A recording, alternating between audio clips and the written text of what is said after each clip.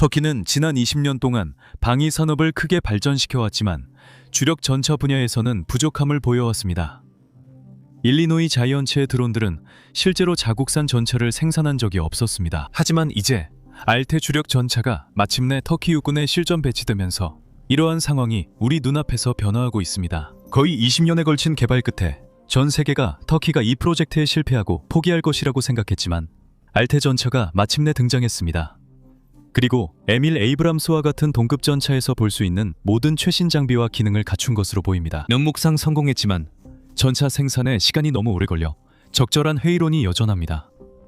결국 이는 터키 최초의 주력 전차이기 때문입니다. 반짝이는 장갑에도 불구하고 터키가 전차 생산에 대한 전문성이 부족하기 때문에 이는 큰 실패로 이어질 수도 있습니다. 이것은 모두가 궁금해하는 점입니다. 왜 이렇게 오래 걸렸고 알타이 전차는 정말 괜찮은 전차일까요? 터키는 왜 새로운 전차를 원할까요? 알타이 전차 등장은 여러 이유로 터키 군사 역사에서 가장 기대되는 사건 중 하나입니다. 우선 알타이 전차 이전에는 터키가 자체적으로 주력 전차를 생산하지 못했기 때문에 완전히 수입에 의존할 수밖에 없었습니다. 이것이 두 번째 이유로 이어집니다. 그런 수입 전차는 주로 동맹국에서 남은 것이었습니다. 1990년대 터키에서는 국산 전차 생산 프로젝트라는 이니셔티브가 시작되어 터키 군대를 위한 주력 전차를 국내에서 개발하고 생산하는 것을 주요 목표로 삼았습니다.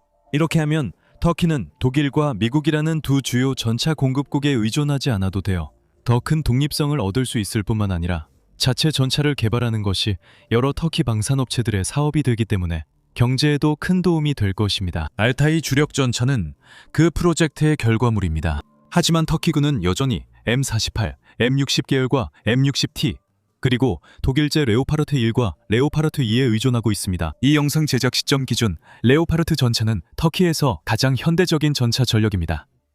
알타이는 생산이 막 시작됐고 현역 배치는 10대 미만입니다. 터키 전차 전력에 대해 살펴보기 전에 4가지를 기억해야 합니다. 첫 번째는 국가들이 평화 시기에도 항상 유능한 군대를 유지하려는 자연스러운 경향이 있다는 점입니다. 두 번째로 터키는 지난 수십 년 동안 몇 차례 전투에 참여했는데 주로 시리아에서였고 현대 전차 전투에 관해서는 지난 20년 동안 실제로 꽤 많은 경험을 쌓았습니다. 세 번째로 지정학계에서는 현재 터키 대통령이자 전 총리인 에르도안이 자국의 영토 확장을 꿈꾼다는 일반적인 믿음이 있습니다. 이제 만약 평범한 터키인에게 이에 대해 어떻게 생각하는지 묻는다면 아마도 대통령이 지난 수십 년 동안 더 나은 삶의 질을 찾아 수백만 명의 터키인들이 나라를 떠났다는 사실에 더 집중해야 한다고 말할 것입니다. 하지만 정치인들에게는 유권자들의 삶보다 자신의 야망이 더 중요한 경우가 많습니다. 네 번째로 터키는 그리스와 오랜 역사적 갈등이 있습니다. 지난 수십 년간 갈등이 약해졌고 두 나라는 현재 나토 회원국입니다. 하지만 적어도 1년에 한 번쯤 은 한쪽이 다른 쪽의 영공을 침범하거나 한쪽 해안 경비대 선박이 다른 쪽 선박에 발포하는 등 이런 일이 계속해서 발생합니다. 지정학적 상황은 항상 일정하지 않으며 현재 명목상 동맹인 국가들도 미래에는 서로 대립하는 입장에 놓일 수 있습니다. 그리고 이것은 터키 지도부가 잘 알고 있는 사실입니다. 터키와 미해결 문제가 있는 국가는 그리스뿐만이 아닙니다. 터키, 특히 에르도안은 이스라엘을 강하게 비판하며 네타냐후 등 고위 관리들에 대한 체포영장도 발부했습니다. 전차와 어떤 관련이 있나요? 시반. 아마 이렇게 생각하실 겁니다. 그리스 육군은 현재 1344대의 주력 전차를 운용하고 있고 이게 최대치도 아닙니다. 유럽 재래식 무기 감축 조약에 따르면 1735대의 주력 전차를 운용할 수 있습니다. 즉 그리스의 주력 전차 전력은 영국과 프랑스 육군의 주력 전차를 합친 531대보다 약 2.5배 더 많으며 여전히 성장할 여지가 있습니다. 프랑스는 현재 폴란드와 함께 유럽에서 가장 강력한 군사력으로 인정받고 있습니다. 이 점을 염두에 두고 우리가 그들과 100번 전쟁을 치렀으니 또 전쟁이 일어날 수 있다는 생각을 기억한다면 터키가 동등한 상대와의 전통 전차전에 항상 대비하려는 것이 분명합니다. 또한 터키가 이 점에서 공정하게 행동한다는 것도 언급해야 합니다. 터키의 M48 전차가 그리스와의 전쟁에서 쓸모없다고 생각하면 오상입니다. 그리스도 M48 전차 390대를 운용하고 있기 때문입니다. M48은 1세대 주력 전차로 무엇보다도 그 시대의 산물입니다. 1952년부터 운용되어 왔으며 오늘날 터키가 실제로 750대를 보유한 최대 운용국입니다. 이 전차들은 물론 원래의 플랫폼이 허용하는 한도 내에서 자국에서 개발한 무인 포탑으로 현대화되었습니다. M48은 최근에도 터키가 쿠르드 터키 분쟁에서 사용했습니다. 이 전차의 설계는 M60 패턴으로 바뀌었고 그리스와 터키 모두 오늘날까지 운용하고 있습니다. 그리스는 약 500대의 전차를 보유하고 있으며 이 중 100대가 현역으로 운용되고 있고 나머지는 보관 중입니다. 터키는 90년대에 미국으로부터 M60 전차 932대를 받았고 그중 170대를 M60T 전차로 개조했습니다. 이 전차들은 본질적으로 능동방호 시스템과 첨단 사격 통제 능력을 갖춘 M60A1이며 모든 전자 시스템이 국산 시스템으로 교체되었습니다. M48과 M60 모델 모두 터키와 그리스 양국에게 비상시에 사용하는 예비 전차와 같은 존재입니다. 양국 군대 모두 이 전차들을 주로 방어용 무기로 취급하며 오늘날 이 전차들이 실제로 전투에 투입될 유일한 경우는 이들이 보호해야 할 기지가 공격당할 때뿐입니다. 양국 모두 공격용 무기로 레오파르트 전차를 선택했습니다. 그리스는 주력 및 지를 제거 등 다양한 레오파르트 1 전차 501대를 운용 중입니다. 튀르키예는 레오파르트 1 전차 398대 중 171대를 자체 생산한 불칸 시스템으로 업그레이드했습니다. 이 시스템은 야간 작전이 가능한 전천후 표적 탐지 및 획득 시스템으로 첫 번째 사격의 명중 확률을 크게 높여줍니다. 양국 모두의 최종 업그레이드는 레오파르트 2 전차였습니다. 그리스는 레오파르트 2 A6 전차 170대를 생산하고 독일에서 A4 전차 183대를 수입했습니다. 터키는 레오파르트 2 전차 354대를 도입해 21세기 가장 널리 쓰이는 주력 전차로 만들었습니다. 그리고 이제 드디어 알테에 대해 이야기해보겠습니다. 여러분이 여기 온 이유가 바로 이것이기 때문이죠. 지금까지의 무장 전략에서 알 수 있듯이 그리스와 터키의 전차 전력 경쟁은 오랫동안 서로에게 우노 리버스 카드를 내미는 상황이었습니다. 하지만 알테가 등장하면서 터키는 처음으로 그리스를 능가하는 기술을 갖추게 될 것입니다. 기존 레오파르트 2A4를 A7 기준으로 업그레이드하는 것 외에는 그리스는 장기적인 전차 도입 계획이 없습니다. 적어도 우리가 아는 한 그렇습니다. 반면 터키의 장기 목표는 최소 1000대의 알테 주력 전차를 보유하는 것이며 이미 250대에 대한 주문이 체결된 상태입니다. 장기적인 계획은 새로운 최신 전차가 개발되는 동안 M48과 M60 같은 기존의 노후 전차를 업그레이드하는 것입니다. 알테 전차 생산이 늘면서 터키는 기존 노후 전차를 매각하거나 예비로 보관해 점차 퇴역시킬 예정입니다. 하지만 오래된 전차의 문제는 상대적으로 저렴한 비용에도 불구하고 전차가 노후될수록 필요한 정비 시간이 점점 늘어난다는 점입니다. 그리고 어느 시점이 되면 끝없이 들어가는 유지비에 돈을 쏟아붓는 것보다 차라리 새로운 전차를 직접 개발하거나 생산하는 것이 경제적으로 더 합리적이게 됩니다. 게다가 모든 무기 플랫폼, 즉 항공기든 전차든 보병무기든 어느 시점이 되면 개발의 정점에 도달하게 됩니다. 수십 년간 업그레이드가 가능하지만 전투 효율성 측면에서는 기존 설계 개량보다 새로운 전차 개발이 더 효과적일 때가 있습니다. 이것은 반군과 싸울 때는 그다지 큰 문제가 되지 않습니다. 터키는 이런 경험이 많죠. 비록 반군 세력이 터키와 미국 양측의 장갑차를 파괴할 수 있는 능력을 보여주었고 레오파르트 2와 에이브럼스 모두 상대적으로 장비가 부족한 세력에 의해 격파된 적이 있지만 이는 일종의 충돌로 볼 수 있습니다. 알테 주력 전차는 만약 분쟁이 발생한다면 터키가 그리스에 대해 우위를 점할 수 있게 해줄 것입니다. 하지만 실제로는 우리가 분명히 드론의 시대로 접어들고 있기 때문에 전차는 공중공격에 매우 취약하다는 점에서 이 점이 자주 의문시되고 있습니다. 이 점은 러시아가 우크라이나를 침공했을 때 매우 분명해졌으며 터키는 세계에서 손꼽히는 드론 혁신과 생산을 선도하는 국가 중 하나입니다. 모든 것이 계획대로라면 알테는 수적으로 터키의 주력 전차가 될 것이며 이에 대한 기대감도 정당합니다. 특기와 무장 ALTE는 국내 설계와 한국에서 생산 및 운영되는 유명한 K 흑표 주력 전차의 결합체입니다. 국내 개발과 해외 기술 이전을 합친 가격은 10억 달러를 약간 넘는 수준이었습니다. 10억 달러이므로 여기서 약간은 4천만 달러를 뜻합니다. 현재 두 가지 다른 변형이 있습니다. T1은 한국산 엔진과 변속기를 사용하고 있고 T2는 터키산 엔진과 변속기를 사용하고 있습니다. 한국은 터키에 전차 개발에 필요한 부품만 제공한 것이 아니라 터키가 현지에서 모든 시스템, 장갑, 120mm포 그리고 기타 모든 전차 부품을 개발할 수 있도록 지원했습니다. 알타이는 65톤의 중량에 길이 7.3m, 폭 3.9m, 높이 2.6m로 에밀 에이브럼스보다 약간 크고 미국 전차의 최신형과 비슷한 무게를 가지고 있습니다. 하지만 알타이는 기본 플랫폼인 한국의 K2보다 10톤이나 더 무겁고 훨씬 더 우수한 장갑을 갖추고 있습니다. 이 부분은 나중에 자세히 다루겠습니다. 알타이의 주무장은 120mm 활강 프로, 크롬 도금 강철로 제작되어 있으며 포구 초속이 높은 탄약을 발사할 수 있습니다. 크롬 도금이라 아주 반짝입니다. 왜 크롬 도금이 되어 있는지는 잘 모르겠습니다. 단순히 반짝이기 위해서만은 아닐 것 같습니다. 다시 영상으로 가겠습니다. 이 포는 K의 120mm 포를 기반으로 하고 있지만 한 가지 큰 차이점이 있습니다. 이 포는 수동으로 장전되지만 한국의 K 전차는 자동 장전 장치를 가지고 있습니다. 이 두 가지 장전 방식 모두 각각의 장단점이 있습니다. 자동 장전포는 매우 특화된 메커니즘으로 거의 고장이 나지 않지만 실질적인 유연성이 부족합니다. 자동 장전포 전차는 승무원이 한 명 적어 인력 부족 군대에 유리하지만 터키에는 해당되지 않습니다. 자동 장전포는 재장전 속도도 빠릅니다. 전차는 추가 승무원 공간이 필요 없어 더 가볍고 장전 오류 가능성도 줄어듭니다.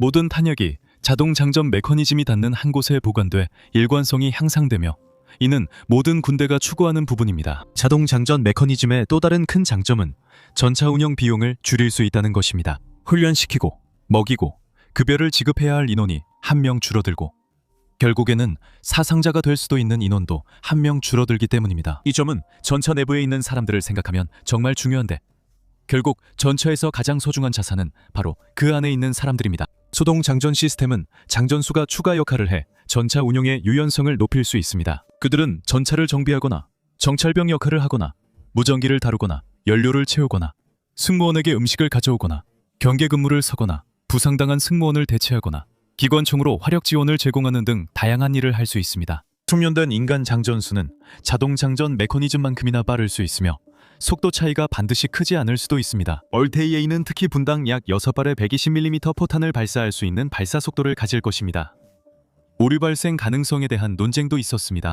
네, 인간이 장전 실수 확률이 높지만 실수해도 병사는 다시 장전할 수 있습니다. 반면 자동 장전 시스템은 고장이 거의 없지만 한번 고장나면 심각한 기술 문제로 다시 시도할 수 없습니다. 전차는 엔지니어들이 수리할 수 있도록 정비소로 가야 합니다. 이 점을 고려해서 터키는 단순히 장기적인 신뢰성과 장전수가 제공하는 현장 임무의 유연성 때문에 수동 장전 시스템을 선택했습니다. 하지만 아직 개발 중인 전차의 P3 변형은 무인 포탑과 자동 장전 시스템이 탑재될 예정입니다. 알타이 T2 변형은 로켓 사운드에서 국내 생산한 타녹이라는 레이저 유도 및 대전차 미사일을 발사할 예정이며 사거리는 최대 6km입니다. 엘타 80GM은 이스라엘의 라하트 레이저 유도 대전차탄과 동급 성능으로 터키에게 매우 중요합니다. 이스라엘은 터키의 최대 경쟁자입니다. T1 변형은 유도탄을 발사할 수 없습니다. 근거리 교전에서 이 포는 날개 안정 분리 철갑탄을 발사할 수 있습니다. 이름이 길지만 다트 탄약이라고 불러 표현합니다. 이것은 폭발성 탄도 없이 운동 에너지로 목표를 파괴하는 탄약입니다. 사보탄은 여러 이유로 전차 지휘관들이 선호하는 대전차 수단입니다. 이 탄약은 고폭탄보다 가벼워 전차의 부담이 적습니다. 둘째로, 이 탄약은 고폭탄보다 관통력이 더 뛰어나서 적절한 부위를 맞추면 전차나 장갑차를 한 방에 격파할 수 있습니다. 많은 전차 전투 전통주의자들은 고폭탄을 선호하지만 통계적으로 고폭탄이 장갑에 튕겨나갈 확률이 사보탄보다 더 높습니다. 사보탄의 가장 큰 단점은 사거리가 고작 3km에 불과하다는 점인데 이는 고폭탄 사거리의 절반입니다. 사보탄은 보병이나 콘크리트 구조물에 효과적이지 않습니다. 고폭탄의 폭발력은 충분히 가까이 있다면 한 분대 전체를 사살할 수 있을 정도이고 몇 발만 쏘면 집이나 다른 구조물도 무너뜨릴 수 있습니다. 하지만 사보탄은 매우 빠르고 큰 탄환일 뿐이어서 보병이 완벽히 일렬로서 죽음을 기다리지 않는 이상 한 분대를 모두 사살할 수는 없습니다. 그럴 일은 없을 겁니다. 사보탄은 폭발력이 없어 콘크리트 구조물 파괴엔 많은 양이 필요합니다. 이 두 탄약은 M1 에이브럼스에서도 사용됩니다. 터키는 이미 다른 전차에서 나토 규격 고폭탄을 사용하고 있으니 탄약을 통일해서 ALTE에서도 사용할 수 있도록 하는 것이 합리적일 것입니다. ALTE는 종류에 관계없이 최소 40발의 120mm 탄약을 탑재할 것입니다. 알테의 주포 외에도 기관총을 사용할 수 있는 원격 조종 무장 장치도 탑재될 예정입니다. 7.62mm 또는 12.7mm 탄환을 사용할 수 있으며 120mm 주포의 왼쪽에는 7.62mm 동축 기관총이 장착되어 있습니다. 주무장과 보조무장 모두 전차 내부에서 조종되며 알트를 위해 특별히 설계된 최신 사격 통제 장치에 의존하게 됩니다. 이 시스템은 전차장에게 전장에 대한 360도 파노라마 시야 자동 표적 추적, 야간 전투에 특히 유용한 열상 조준경, 그리고 레이저 거리 측정기를 제공합니다. 이로써 알테이는 다른 4세대 최신 주력 전차들과 맞먹는 무장력을 갖추게 되었으며 빠르게 움직이는 표적도 높은 초탄 명중 확률로 교전할 수 있습니다. 장갑, 생존성, 그리고 추진력. 알테이는 오랜 시간 개발되었습니다. 첫 계약은 2008년에 체결되었고 터키 언론은 실제로 구체적인 내용을 내놓기 전까지 10년 동안 이와 관련된 단편적인 정보들을 흘려왔습니다. 오늘날 우리는 알테이가 T1과 T2 두 가지 버전으로 나온다는 것을 알고 있지만 원래는 T1 버전이 주력 알테이 버전이 될 예정이었고 이 버전에는 주로 장갑과 추진 시스템과 관련된 심각한 문제가 있었습니다. T1 버전은 원래 탄약 적재함을 보호하는 블로우아웃 패널과 능동 방호 시스템이 포함되어 있지 않았습니다. 이러한 것들을 포함하면 전차의 생존성이 크게 향상되지만 개발과 생산이 지연되기 때문입니다. 그리고 정부가 선전 목적으로 서둘러 밀어붙이려 했기 때문에 그것은 받아들일 수 없는 일이었습니다. 블로우아웃 패널은 앞서 언급한 에이브럼스와 레오파르트 설계를 포함한 현대 서방 전차의 수동 방호 시스템의 필수 요소로 폭발하는 포탄의 폭발력을 탄약실과 승무원 구역에서 멀리 보내 승무원과 전차의 생존성을 높여줍니다. 이 패널들은 주로 탄약 저장 구역 위에 설치되며 현대 전차는 탄약 저장 구역을 승무원 구역과 분리합니다. 이는 탄약 저장소가 가장 취약해 생존성을 높이기 위한 조치입니다. 적 포탄이 탄약 저장소를 맞추면 전차 전체가 폭발할 수 있어 매우 위험합니다. 예를 들어 레오파르트2 전차에는 2개의 탄약 저장 구역이 있으며 각각 27발과 15발을 저장합니다. 15발 저장 구역에는 블로우아웃 패널이 하나 있습니다. 이것은 흥미롭게도 터키에 의해 발견된 전차 설계상의 약점입니다. ISIS에 의해 파괴된 레오파르트2 전차 중 하나가 보호되지 않은 27발 탄약 저장 구역에 대전차탄을 맞았고 그로 인해 2차 폭발이 연쇄적으로 일어나 포탑이 날아가 버렸습니다. 그렇다면 터키가 블로우아웃 패널의 가치를 가장 잘 알 것이라고 생각할 수 있습니다. 그렇죠? 하지만 처음에는 생산 속도를 높이기 위해 그 부분을 생략하려고 했습니다. 하지만 상식에 있는 누군가가 비상 버튼을 누르면서 블로우아웃 패널 없이 21세기 전차를 만들 수는 없다고 말한 것 같습니다. 아무리 당신이 그 멋진 옛날 선전 정부를 원한다고 해도 말이죠. 터키 로켓선은 KES인 한국 특수장갑판의 자체 버전에 블로우아웃 패널과 함께 개발해 ALTE에 장착했습니다. 이 이야기는 능동방호 시스템과 매우 유사합니다. 처음엔 개발을 빠르게 하려고 ALTE를 능동방호 시스템 없이 생산하려 했지만 누군가 위험성을 지적해 엔지니어들이 몇 가지를 변경했습니다. 사실상 어떤 본격적인 군대도 APS 없이 전차를 운용하지 않습니다. APS는 본질적으로 차량을 대전차 무기로부터 숨기고 유도미사일의 유도를 방해하며 필요하다면 대응책을 사용하는 전자전 시스템입니다. ALTE의 APS는 에이코라고 불립니다. 이 시스템은 터키의 아셀산이라는 회사에서 개발했으며 모든 환경 조건에서 모든 종류의 위협에 대해 360도 방어를 제공합니다. 이 시스템은 세계 최고 수준의 APS로 평가받고 있으며 이 추가로 ALTE는 KE보다 강력한 장갑을 갖추게 됐습니다. 그래서 무게가 10톤 더 무겁습니다. 원래 터키는 독일 기업 MTU 솔루션스가 1500마력 엔진을 RENK가 변속기를 공급하는 것을 구상했지만 이 계약은 2018년에 무산되었습니다. 독일은 터키의 쿠르드족 처리 방식에 지속적으로 문제를 제기해왔으며 터키가 시리아에 개입해 쿠르드 분쟁이 재점화되자 MTU 엔진 금수 조치를 결정했습니다. MTU 엔진과 RENK 변속기로 만든 파워팩은 5세트만 터키에 인도됐고 이후 터키는 다른 업체를 찾아야 했습니다. 다음 옵션은 미쓰비시의 파워팩이었는데 이는 일본의 십식 전차에 사용된 것과 유사한 파워팩이었습니다. 하지만 일본은 과거와 현재 모두 매우 엄격한 방위산업 수출법 때문에 합의에 이르지 못했습니다. 이것은 분명히 터키에게 모두가 총출동해야 하는 상황이었습니다. ALTE는 이제 완전히 중단된 상태였고 개발이 지연되는 것은 단순히 원래의 국가 전차 생산 프로젝트에 큰 지연을 초래했을 뿐만 아니라 정부에게도 상당한 이미지 타격이었습니다. 투마산이라는 전설적인 트랙터 및 엔진 회사는 오스트리아 ABL리스트와 함께 ALTE용 파워팩을 개발 중이었습니다. 하지만 2016년 터키에서 발생한 쿠데타 시도 이후 오스트리아는 터키에 대한 수출 허가를 제한했고 터키는 투마산과의 계약을 취소할 수밖에 없었습니다. 3번의 전차용 파워팩 확보 시도가 모두 실패한 후 터키는 2021년까지 기다려야 했고 그때 터키의 자동차 제조업체인 BMC가 HD와 계약을 맺었습니다. 과거 두산인프라코어로 알려졌던 현대인프라코어는 S&T 다이내믹스가 생산한 한국산 엔진과 변속기를 공급하는 계약을 체결했습니다. 정말 복잡하죠. 하지만 결국 그들은 엔진을 확보하게 되었습니다. 1500마력 엔진은 도로 주행 시 시속 65km, 즉 40마일의 속도를 보장하며 오프로드에서는 시속 45km, 즉 28마일의 속도를 냅니다. 이는 K2 흑표보다 약간 느린 수준입니다. 하지만 D2 알테는 거의 동일한 성능의 BMC 파워팩을 탑재하게 됩니다. 이 새로운 엔진들은 2025년 말에 공장 품질 검사를 마쳤으며 터키는 현대 엔진과 달리 정치적 제약에 따라 달라지는 수출 허가 없이 자국산 엔진으로 새로운 전차를 생산할 수 있게 됐습니다. 서스펜션 시스템은 고속 기동성을 위해 설계되었습니다. 알테가 대전차 유도 미사일을 피하려면 고속에서 급제동과 기동이 매우 중요했기 때문입니다. 이 능력 역시 대한민국과의 기술 교류의 기술 교류입니다. 알테는 현대의 이남식 현가 장치를 사용하며 이 유닛은 전차 트랙의 장력을 실시간으로 자동 조절합니다. 수중 주행 능력도 알타의 또 다른 흥미로운 기능입니다. 적어도 주장된 기능이긴 하지만요. 알타는 수심 4m, 즉 13피트 이하로 잠수한 상태에서도 주행이 가능할 것으로 보입니다. 이로써 알타는 블랙팬서와 레오파르트2와 동일한 수륙 양용 능력을 갖추게 되었고 이것 또한 정말 멋진 점입니다. 블랙팬서와 레오파르트의 수역을 통과하는 능력은 전차 세계에서 드문 일이지만 완전히 유일한 것은 아닙니다. 흥미로운 점은 두 전차 모두 고양이과 동물의 이름을 따왔는데 고양이과 동물들은 물을 싫어하는 것으로 유명하다는 점입니다. 블랙팬서에는 밀폐된 공기 순환과 사람이 쓰는 스노클과 비슷하게 작동하는 스노클 시스템이 있습니다. ALTE가 수로를 어떻게 건널지는 명확하지 않지만 블랙팬서와 레오파르트 1, 이 전차에서 많은 영감을 받은 점을 보면 스노클이 쓰였을 가능성이 높습니다. 이렇게 ALTE가 완성되었습니다. 적어도 T1T 병영 모델에 한해서는 그렇지만 거기까지 오기까지는 정말 긴 여정이었습니다.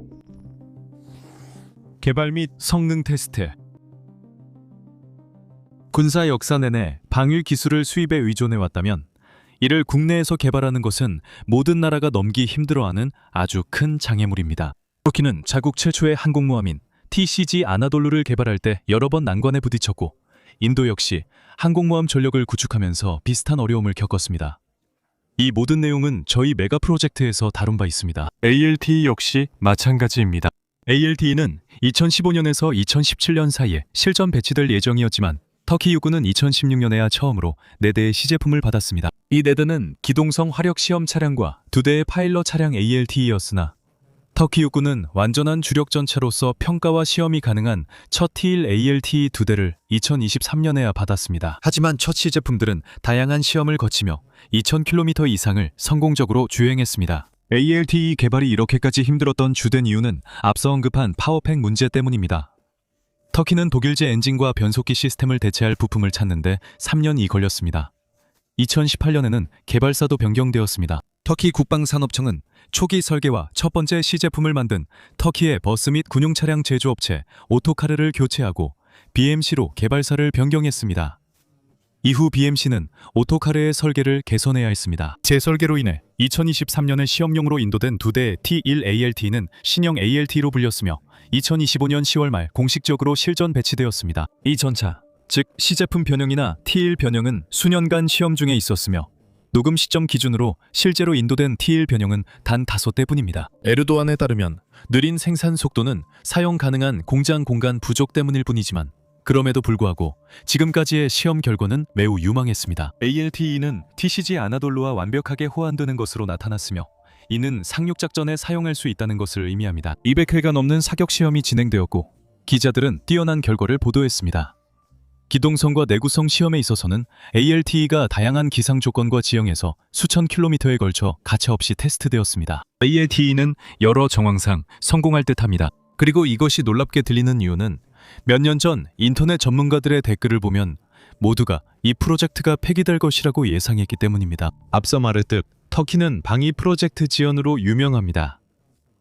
엔진 문제가 너무 오래 지속돼 모두가 ALTE가 끝날 거라 생각했습니다. 터키는 이제 터널의 끝에 도달해 ALTE를 완전히 자국에서 생산할 수 있는 공장을 갖추고 연간 8대의 전차 생산이 가능하다고 합니다.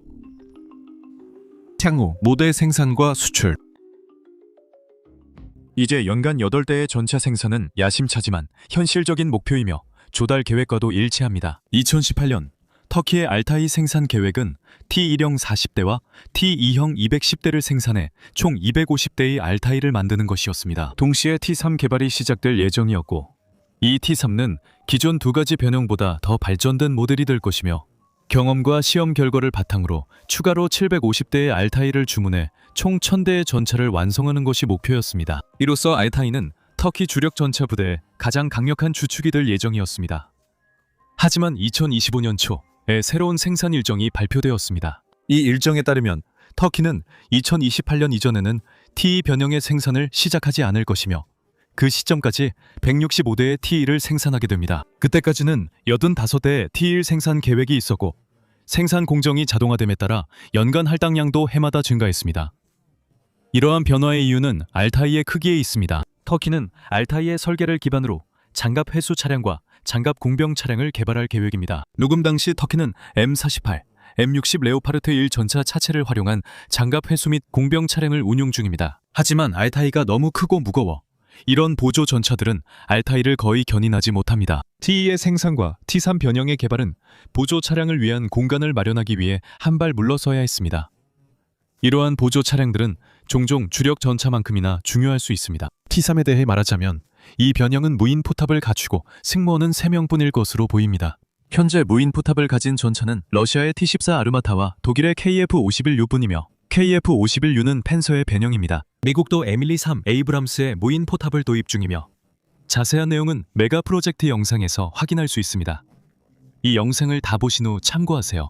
무인 전차 포탑은 미래로 여겨지지만 단점도 있습니다.